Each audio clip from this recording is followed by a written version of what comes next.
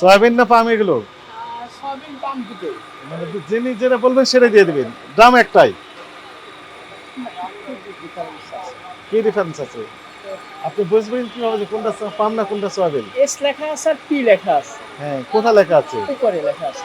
আর কোথায় লেখা? সয়াবিনটা একটু সাদা হ্যাঁ, আর পামটা একটু লাল।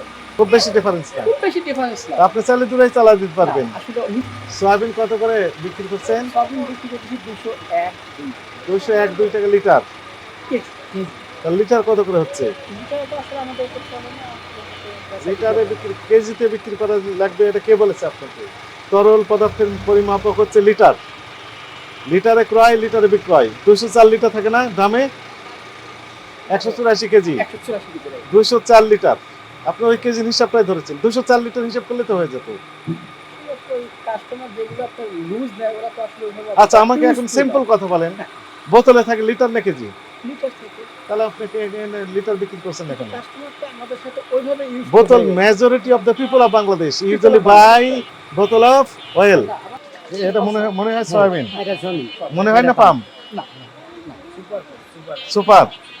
ঠিক আছে আর এই যে এটা হলো পাম এই যে পাম এটা পাম এটা সব দুইটাই থাকে তেল দুই কালার তেল কি অ্যাভেলেবল পাচ্ছেন না কম পাচ্ছেন?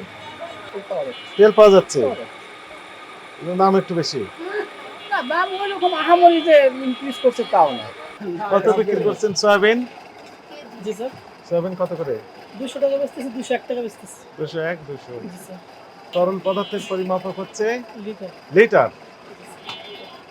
লিটার না রেখে আপনি যদি কেজিতে বিক্রি করেন লেখা রাখছে 181 টাকা লিটার তাহলে তো হিসাব মিলবে না।